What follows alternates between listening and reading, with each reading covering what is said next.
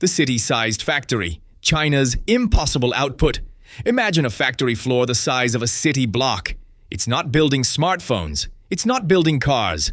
It's churning out 450-ton bullet trains like they were plastic toys on a Hot Wheels assembly line. Number 1. The Untouchables, the 40-year Western monopoly. Before 2004, high-speed rail wasn't just transport, it was a statement of national supremacy. For 40 years, the world was under a total Western and Japanese monopoly. Japan had the Shinkansen, France the TGV, and Germany the IC. These were the Ferraris of the track, bespoke, handcrafted, and costing up to 50 million euros per set. It was a closed-door club where technology was guarded like a nuclear secret. Back then, China wasn't even in the race, relying on antiquated diesel engines that crawled at 120 kilometers per hour. Number 2. The toll gate, trading blueprints for a billion-person market. By 2004, the giants, Alstom, Siemens, and Kawasaki, were desperate for growth. Beijing issued a Godfather ultimatum: access to the world's largest rail market in exchange for your industrial DNA. To sell a single train, these firms were forced to transfer everything, from aerodynamic blueprints to the highly guarded source code for signaling logic. While Western CEOs focused on short-term profits, thousands of Chinese engineers were mobilized to digest this data. By 2007, the student had graduated, launching the CRRC series with over 75% local components. Number 3. Speed. At any cost. The tragedy that almost ended the dream. By early 2011, China's rail expansion was moving faster than the laws of physics, and engineering ethics seemed to allow. The absolute crown jewel, the $33 billion Beijing-Shanghai line, had just opened, slashing a grueling 12-hour journey to a mere 5. But behind the sleek white exteriors and the celebratory record-breaking speeds, the foundation was cracking. The pressure to meet impossible political deadlines had created a culture where speed was prioritized over safety. Number 4. The Wenzhou disaster, a systemic collapse. On the night of July 23, 2011, the unthinkable happened. Near the city of Wenzhou, a massive lightning strike disabled a signaling box. Due to a catastrophic design flaw, the system failed to turn a red light on, leaving the track open for following traffic. A high-speed train, completely unaware of a stalled locomotive ahead, slammed into its rear at full speed. The impact was devastating. 40 people were killed, and 4 carriages were sent screaming off a 50-foot viaduct. The footage of the wreckage hanging off the bridge became a global symbol of speed at any cost, and a public relations nightmare for Beijing. Number 5. Corruption in the high-speed kingdom, the architect's fall. The public's fury was immediate, but as investigators dug deeper, they unearthed a scandal that went far beyond engineering negligence. Total systemic corruption. At the center was the architect of rail, Minister Liu Zhijun. He was the man who turned China into a rail superpower, but he was also the head of a massive bribery ring. Reports revealed that Liu had pocketed over $100 million in kickbacks from construction contracts. This wasn't just about stolen money, it was about stolen safety. The corruption allowed substandard materials and rushed, unverified protocols to infiltrate the nation's most prestigious projects. As rescue teams were still recovering bodies from the Wenzhou wreckage, the Ministry of Railways was being dismantled from within.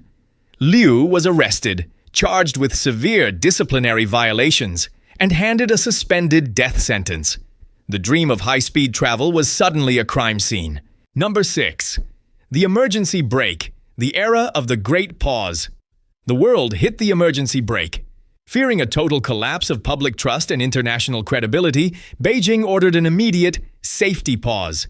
Every high-speed project across the country was frozen for inspection.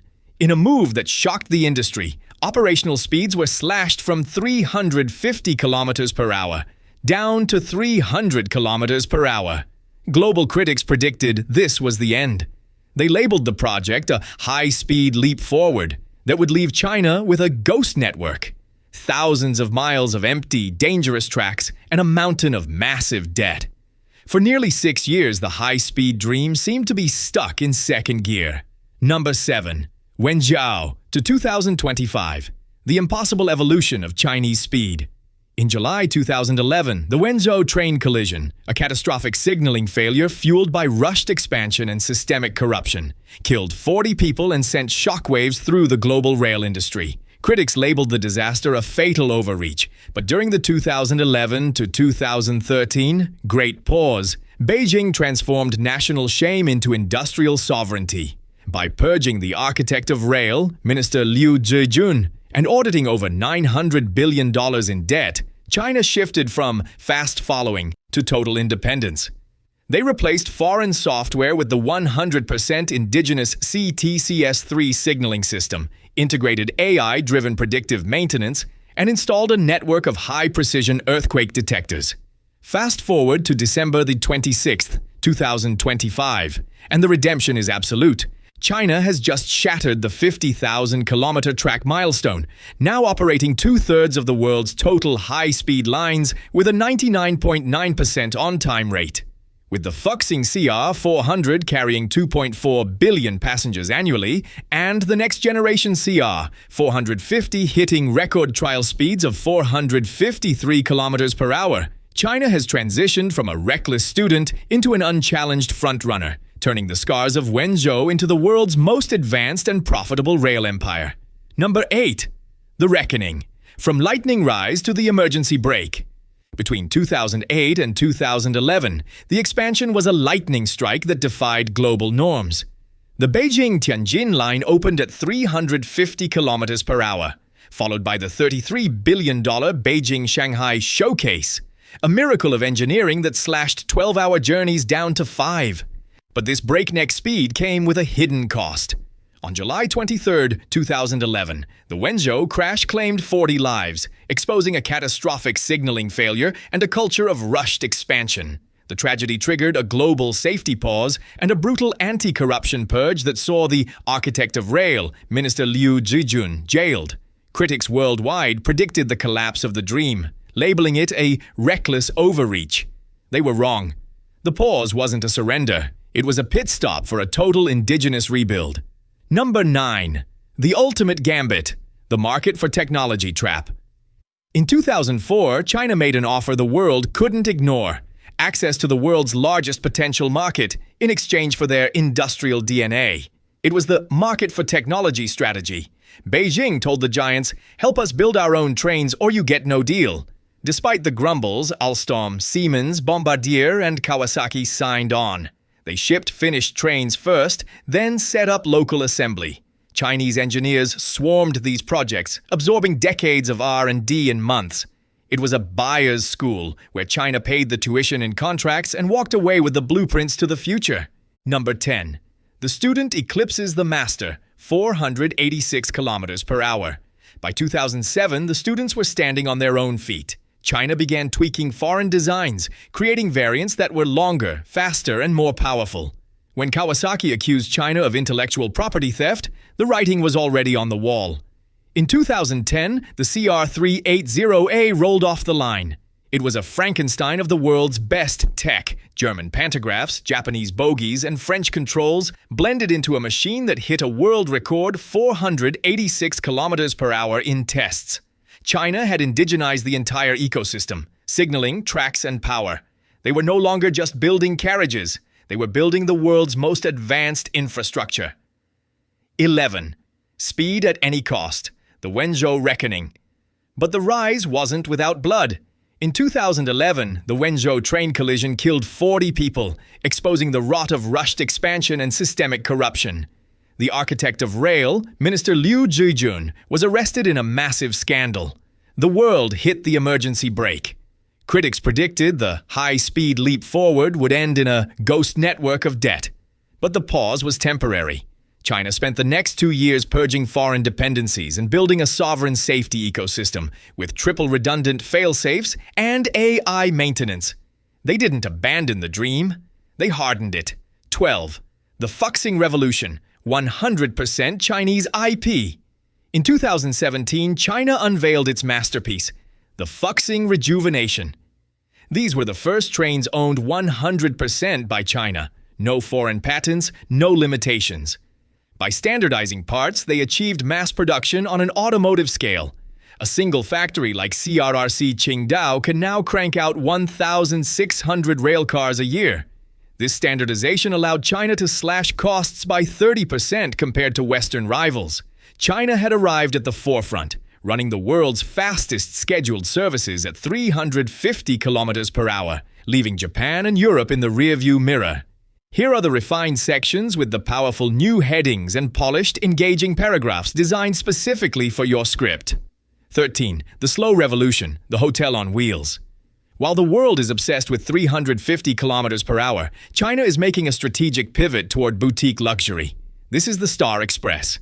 It isn't a high-speed G-series train, it's a masterpiece of adaptive reuse. Engineers took the heavy-duty 25 T-style carriages, the legendary workhorses of the traditional rail era, and stripped them down to create a rolling oasis. Unlike bullet trains where the landscape is a blur, the Star Express runs on conventional tracks. This slow travel allows the massive anti-glare tempered glass windows to act as moving picture frames of the North China Plain. It's a throwback to the golden age of rail, fitted with a 2025 interior featuring wireless charging pads and high-speed connectivity at every seat. 14. The Emperor's Coast, a 2,000-year-old secret. As the train glides into Qinhuangdao, you aren't just entering a massive industrial port, you're stepping into history. This is the only city in China named after an emperor, Qin Shi Huang. Legend says that over 2,200 years ago, the first emperor stood on these very shores, hunting for the elixir of immortality. He never found the secret to eternal life, but he left behind a legacy that would define China's borders for millennia. Today, the industrial tracks and coal ports of the modern city sit right on top of this ancient imperial ground. 15. Dragon's End, where the wall meets the sea. This is the moment we've been waiting for. La Solong Tu, or Old Dragon's Head. For centuries, this was considered the end of the known world. It is the only place on Earth where the Great Wall literally dives into the ocean, designed to look like a stone dragon taking a drink from the Bohai Sea. The military strategy here was brilliant. The wall extends 75 feet into the waves. This wasn't just for looks. It was a maritime blockade designed to stop Mongol cavalry from simply riding their horses around the border during low tide. It is the ultimate 14th century defense, still standing against the tide today. 16. Edible Energy, the secret superfood bar. Even the snacks on board are strategic. In the train's hidden secret bar, the social hub of the Star Express, the food is a lesson in culture. The Beijing sponge cake is infused with red dates, a staple of traditional Chinese medicine. These aren't just for flavor, they are considered a superfood meant to boost your qi and energy levels. It's the perfect high-performance fuel for travelers about to hike the steep, ancient stone steps of the wall. 17. CRRC, the global behemoth. Today, China's lead train maker, CRRC, is an industrial monster. Its revenue eclipses Siemens and Alstom combined. Their secret weapon? The turnkey solution. China doesn't just sell you a train. They bring the tracks, the signaling, the workers, and the state-backed financing. From Indonesia's 350 kilometers per hour whoosh line to the mountain-climbing rails of Laos, the Chinese standard is becoming the global standard. Western rivals are terrified, attempting mergers just to survive the Chinese storm. 18. The next frontier, 600 kilometers per hour, Maglev and beyond. China isn't slowing down. They are currently testing the CR450, aiming for commercial speeds of 400 kilometers per hour. But the real headline grabber is the 600 kilometers per hour Maglev. Unveiled in 2021, it is designed to bridge the gap between rail and aviation, traveling at half the speed of a jet on the ground. By 2035, China envisions 70,000 kilometers of high-speed track.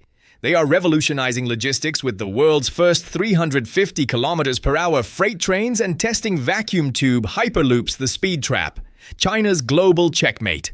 China has achieved the impossible. They have taken a luxury reserved for the elite and turned it into an essential right for the masses. By shattering the 50,000-kilometer milestone, two-thirds of the world, this December, they have become the Henry Ford of the 21st century, democratizing speed on a scale the West can no longer ignore.